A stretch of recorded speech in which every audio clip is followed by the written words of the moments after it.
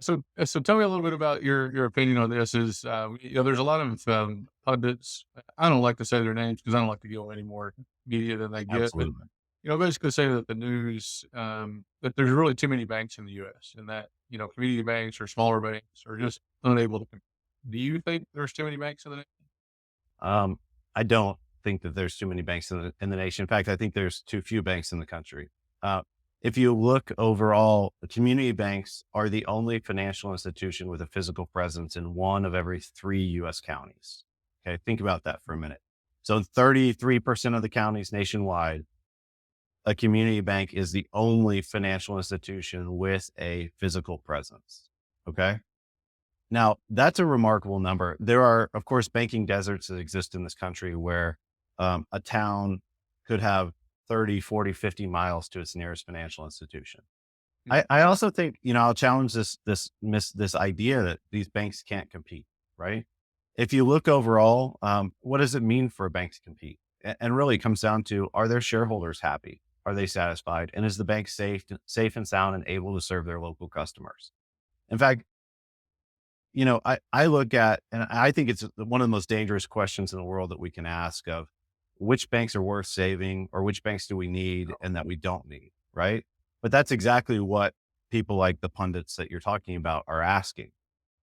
When you look at, I really think that this is an important point.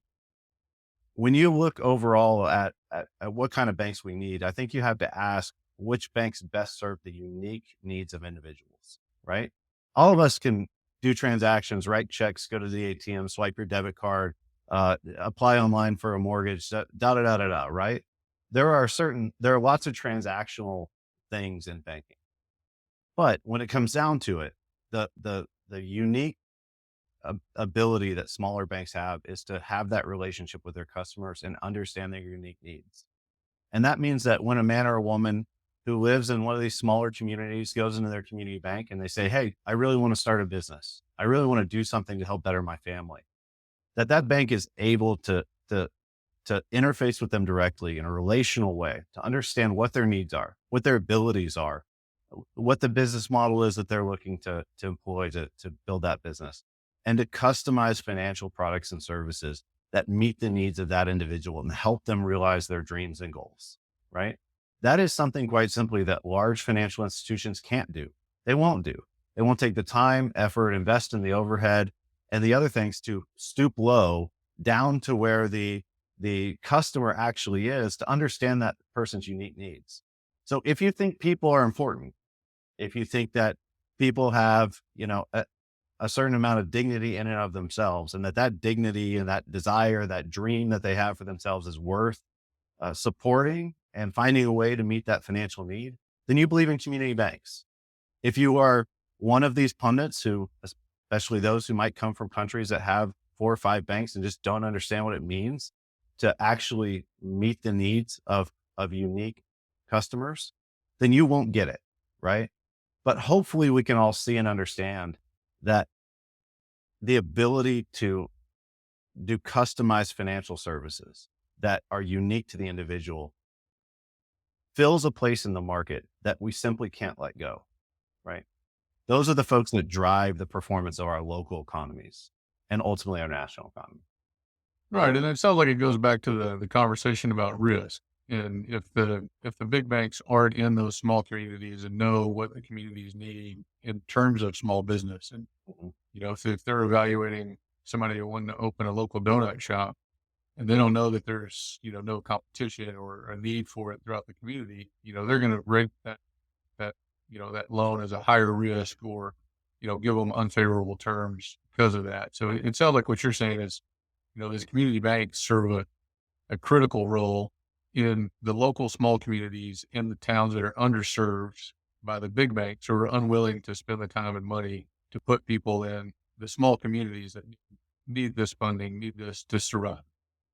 Yeah, that donut shop loan you just described is a loan that big bank probably just won't make. Number one, because they may consider it too small or just not interesting enough to them, right? The other point is that they may not have somebody physically present to help process that loan, right? So these are, you hit the nail on the head. Uh, Not only are the big banks incapable of, they're also unwilling to serve those smaller communities and customers. The other thing too that you've got to think about is, and academic research shows this: the further a bank is, the headquarters of the bank are from the customer that it's actually serving, the riskier their loan portfolio is. Huh. The reason for that is because they lack localized knowledge, right? Yeah. They lack the ability to truly assess the risk characteristics of that community and that borrower, right? They're just doing a transaction. Wow. Okay. So that really does make a strong point for more of a distributed banking system that is spread out and local. It it seems like there's still a place for some big banks to serve some mega loans and process a ton of the transactions. Is that fair to say? Yeah, absolutely. I mean, I think we can't act like big banks aren't necessary, right? They do serve a much larger. They can service those much larger loans. They definitely help us be competitive, not only in our national economy but our international economies as well, right? So they position us to play that. So I don't want to act like they don't have a place in this as a whole, but we have to look at, I go back to kind of that the government that's closest to the people is the one that's best positioned to serve the people. The bank that's closest to the people is best positioned to serve the people. And that's not to say that the U.S. financial system as a whole doesn't get some benefit from larger institutions. It's just to say on a day to day basis, this more distributed banking system that you described is exactly the one that can ultimately just help lift up more and more communities and the individuals that make up those communities.